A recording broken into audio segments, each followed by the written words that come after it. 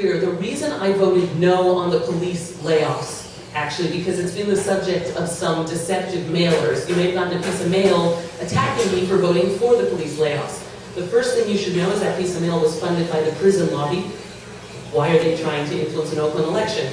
Besides the fact that it was paid for by the prison lobby, it's simply false. It was a public meeting. It was on tape. I'm like, if you're going to hit me on stuff, I mean, really.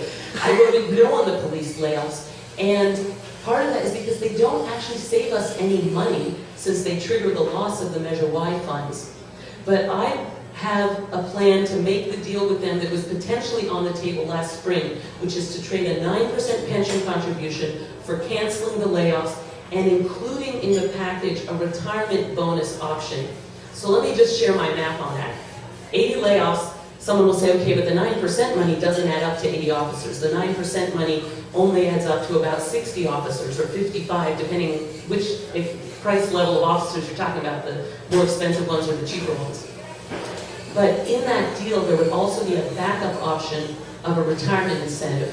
So we should have not laid them off, gone to the ballot together, able to say to the public, we're not coming to you for 100% of the cost. We had a problem this big, we got this much from concessions, we got this much from other cuts, and we're coming to you for this much, not the whole pot. We would have a much better shot of passing that at the ballot. And then, say we failed, and then we had to reduce force by 20 or 25. We would have done that by retirement incentives rather than layoffs. And that way we would have kept the newest recruits who had the highest ratio of people from Oakland.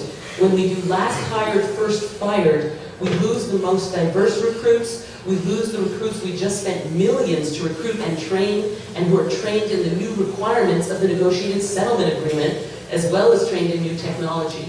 And so that's how I would have made the deal, and I will return to the police to make that deal and restore the walking neighborhood beat officers, which is so essential to restoring both crime prevention and strengthening community police relations.